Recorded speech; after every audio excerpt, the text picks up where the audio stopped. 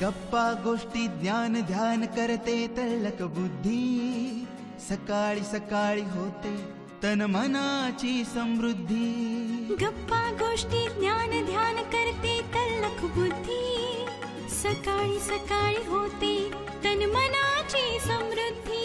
योगा व्यायाम खान पान आणि त्यासोबत good morning Sahyadri, good morning Sahyadri, good morning Sahyadri.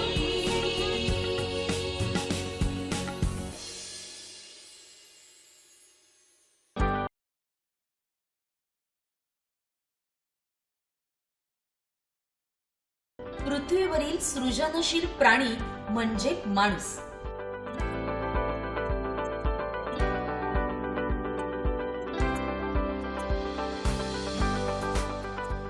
माणसांच्या दिवसाची सुरुवात सकाळपासून होते. म्हणजे सूर्योदय झाला की प्रत्येक माणूस आपल्या ठरलेल्या दिनक्रमाप्रमाणे कामाला लागतो. त्यातही शहराकडील मंडळींची सकाळ अगदीच वेगळी.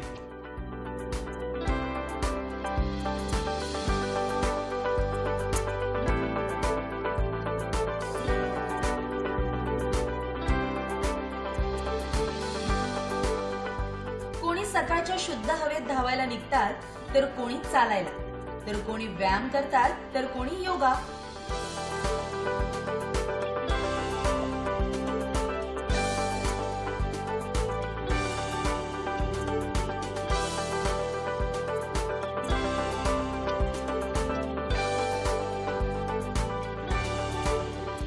थोडक्यात काय तर प्रत्येक जण आपल्या शरीराची काळजी घेतो आणि आजच्या धकाधकीच्या आयुष्यात ते गरजेचेही आहे.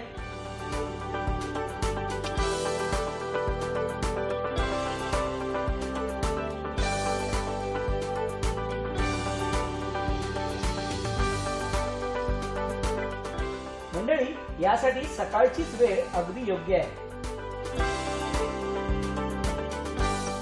या वेळेतच शुद्ध वारा, कोवळा सूर्यप्रकाश मिळत असतो.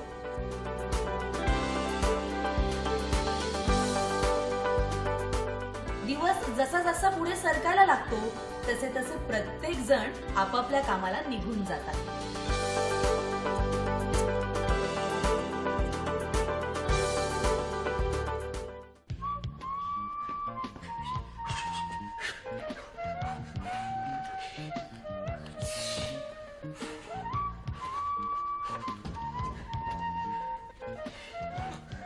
काय उकडतंय बापरे. एसी ऑन कर, एसी ऑन कर. अरे हो, इतका का अस्वस्थ होतोयस? जरा धीर धर. अगं धीर धरी धीरापोटी फळे रसाळा गोमटी सगळं माहित आहे मला, पण या वर्षीचा उकाडा ना काहीतरी वेगळाच आहे. हा मी पहिल्यांदाच अनुभवतोय. एसी ऑन कर, घामाच्या धारा लागल्यात ग नुसत्या. अरे मानव असं काय करतो? उन्हाळ्यात घामाच्या धारा नाही वाहणार, मग काय पावसाच्या धारा वाहणार आहेत? आणि तुला सांगू का, आपलं शरीर ना अनेक व्याधींनी ग्रासलेलं असतं.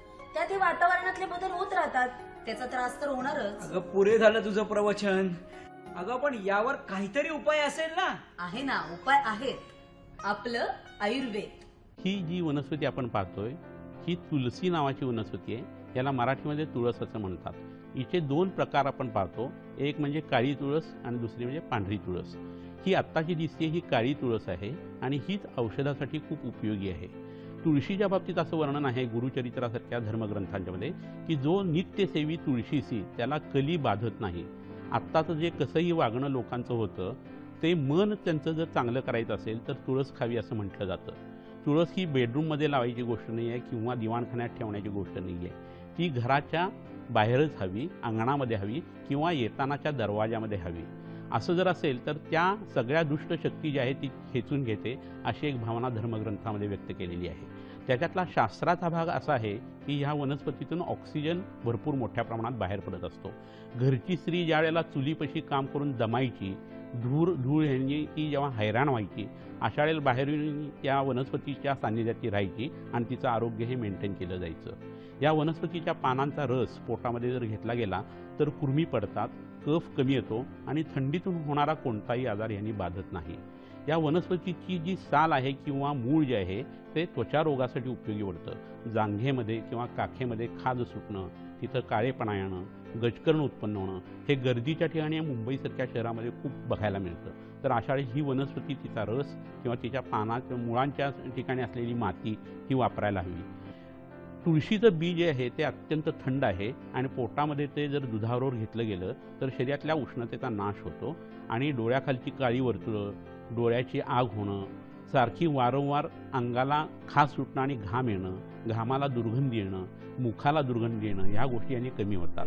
मुख दुर्गंधी किंवा तोंडाला घाण वास येणं हे 35 वर्षानंतर सगळ्यांनाच हार्मोनल इम्बॅलन्समुळे घडतं असं आधुनिक शास्त्र मानतं. परंतु पोटामध्ये ह्या वनस्पतीचा रस जर घेतला गेला तर उत्तम पद्धतीने कुरमी कमी होतात, कोठा साफ होतो, यकृताचं काम चांगलं होतं आणि मुख दुर्गंधी ही कमी होते. त्यामुळे रोज मुख शुद्धीसाठी तुळस सेवन करावी. थोडक्यात काय, ही वनस्पती तिखट रसाची आहे, उष्ण वीर्याची आहे, पण याचं बी हे थंड आहे आणि ह्या वनस्पतीचा वापर कफाच्या आणि वाताच्या आजारासाठी उत्तम पद्धतीने करता येतो. कुहू कुहू बोले कोयलिया, कुहू कुहू बोले कोयलिया. काय आवाज लागलाय आज ना. कुहू कुहू हे पक्षी कुठे गेले कोणास ठाऊक. तुला सांगतो मानसी, आम्ही जेव्हा लहान होतो ना तेव्हा पक्ष्यांचा काय सुंदर किलबिलाट ऐकू यायचा, चिमण्यांचा चिवचिवाट, मन अगदी प्रसन्न होऊन जायचं. पण आता हे पक्षी कुठे गेले कोणास ठाऊक. या चिमण्यानो ट्याऊ परत फिरा रे, घराकडे अपुल्या, घराकडे अपुल्या. घर येणार तरी कुठून रे. हे पशु पक्षी प्राणी यांची घरं म्हणजे जंगल, झाड, दऱ्या खोऱ्या. पण हल्ली जंगलही राहिलं नाही आणि दऱ्या खोऱ्याही राहिल्या नाहीत. त्यामुळे पशु पक्षी येणार तरी कुठून. अगं जंगलं आहेत ना, घनदाट जंगलं आहेत. जंगलं होती, वृक्षतोडीमुळं जंगलं आता नाहीशी झाली आणि शिल्लक राहिले ते ओसाड डोंगर. आणि तुला सांगू यामुळे काय झालं. यामुळे आज आपण आजच्या काळात भीषण दुष्काळाला सामोरं जातोय आणि जमिनीतलं पाणीही पडालंय. त्यामुळे आपल्याला पाण्याचा तुटवडाही जाणवतोय. अगं पण तू मला काय ऐकवतेस हे सगळं. मी जबाबदार आहे का याला. मी केलंय काय सगळं. मानव आपण नाही रे, पण आपल्या सारख्या लोकांमुळेच ही परिस्थिती आज ओढवलीये. निसर्गाचं संवर्धन करायची जबाबदारी तुझी माझी नाही. तुझी आहे, माझी आहे, आपल्या सर्वांचीच आहे. पण यासाठी नेमकं काय करायला हवं ते तरी सांग. जे यांनी केलं ना ते करायला हवं.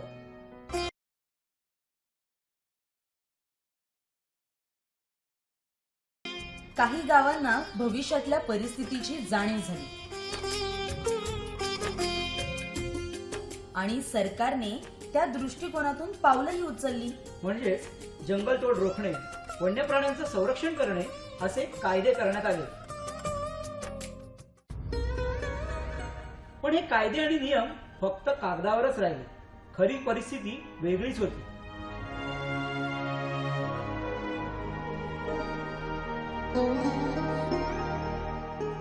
कठोर कायदे असून सुद्धा माणूस आपल्या मूळ वृत्तीप्रमाणे बेसुमार जंगलतोड करतच राहिला. वन्य प्राण्यांच्या शिकारी होतच राहिल्या. पण काही गावकऱ्यांनी याचा विरोधही केला आणि सरकारच्या प्रयत्नांना हातभार लावला.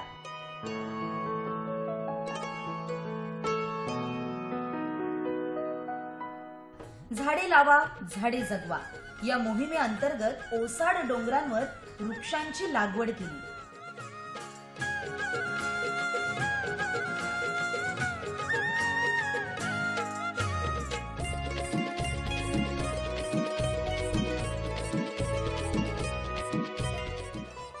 पावसाळ्याच्या दिवसात भरपूर पाऊस पडून सुद्धा उन्हाळ्यात पाणी टंचाई का भासते. कारण पावसाच्या पाण्याचं योग्य नियोजन होतच नाही.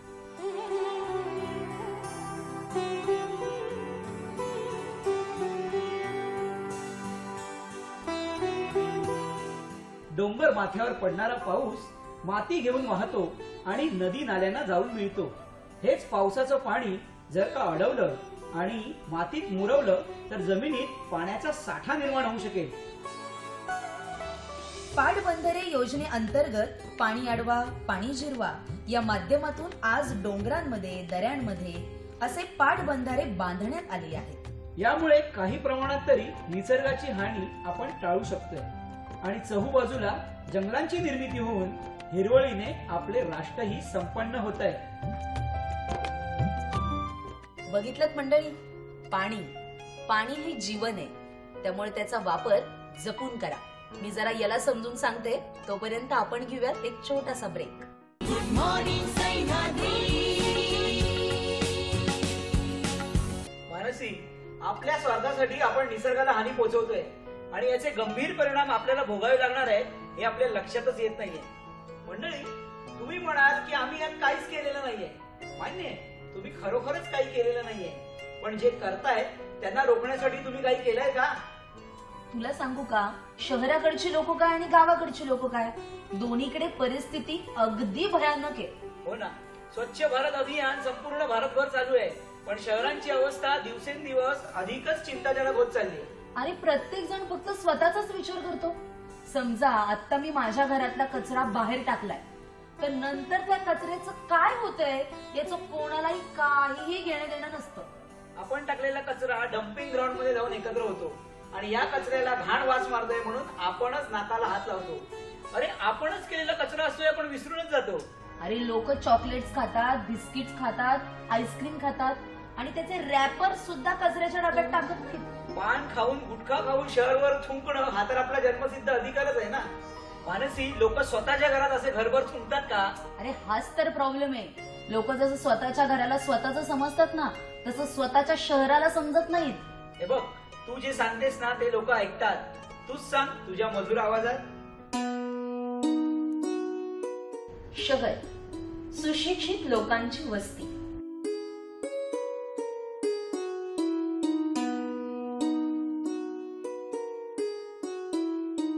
नोकरीसाठी बरीच मंडळी शहराकडे स्थलांतरित होतात. माणसांच्या 3 महत्वपूर्ण गरजांपैकी एक महत्वाची गरज म्हणजे आपला हक्काचा निवारा.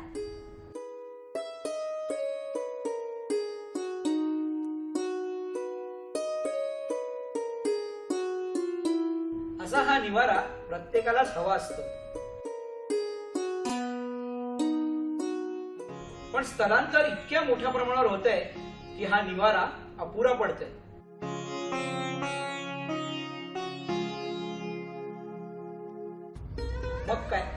मग काय चहूबाजूने जंगल तोडून खाडी बुजवून वस्त्यांची निर्मिती होते.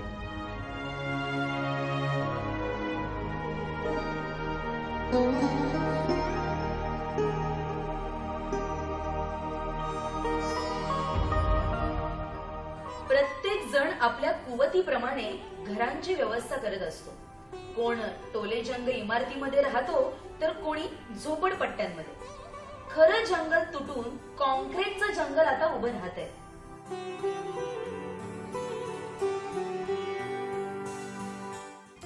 पूर्वी जंगल होतं, खाडी होती, तेव्हा पावसाच्या पाण्याला जायला वाट मिळायची किंवा मग पाणी मुरून तरी जायचं. पण आता पाण्याला त्याची वाट नाही, म्हणून पावसात रस्ते तुडुंब भरून वाहतात.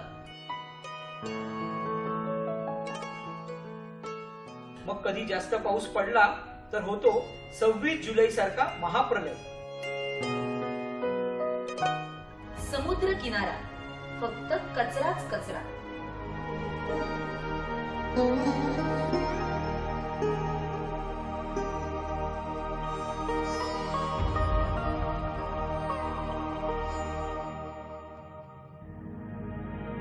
तुम्हाला वाटतं तुम्ही समुद्रात कचरा फेकला, पण समुद्र स्वतःच्या पोटात कधीच काही ठेवत नाही, तो बाहेर फेकून देतो. आपणच समुद्रात सांडपाणी सोडून समुद्राचं पाणी दूषित करतोय. सरकार, नगरपालिका आपल्या परीने सगळे प्रयत्न करतायत, पण त्याला लोकांची साथ नसेल तर काहीच शक्य नाही. हे शहर माझं आहे असं समजून प्रत्येकाने त्या जबाबदारीने वागलं ना, तर का नाही आपण आपलं स्वच्छ शहर निर्माण करू शकतो. बघा, विचार करा, तुमचं शहर तुम्हीच स्वच्छ ठेवू शकता. मग काय मंडळी, पटतंय ना? आपलं शहर स्वच्छ ठेवण्यासाठी आपणच पुढाकार घ्यायला हवा. बघा, तुम्ही विचार करा, तुम्ही काय करू शकता. तोपर्यंत आम्ही घेतो एक छोटासा ब्रेक. Good morning Sahyadri. मंडळी, तुम्हाला वाटत असेल सकाळी सकाळी या दोघांनी काय प्रवचन लावलंय, पण आपलं शहर स्वच्छ ठेवा असं सांगण्याची वेळ येणं हे दुर्दैवाच नाहीये का? आणि तुला माहितीये, उद्या जागतिक पर्यावरण दिवस आहे. त्यामुळे उद्यापासून आजपासूनच आपलं घर, आपलं गाव आणि आपलं शहर स्वच्छ ठेवा. आणि त्यासाठी लागते ती प्रबळ इच्छाशक्ती. आपल्या पृथ्वीवर किती पाणी आहे, किती जमीन आहे, किती पाणी पिण्यायोग्य आहे, या सगळ्याची माहिती तर आपल्याला आहेच. पण आता गरज आहे याची निगा राखण्याची आणि अर्थात योग्य नियोजन करण्याची. कारण पुढच्या पिढीला जर सुंदर आणि स्वच्छ जग दाखवायचं असेल तर हे आजच्या पिढीला करावंच लागेल. मानसी, यावरून एक छोटीशी गोष्ट आठवली. एकदा लाकूड तोड्यांचा एक समूह लाकडं तोडण्यासाठी सकाळी सकाळी जंगलात गेला.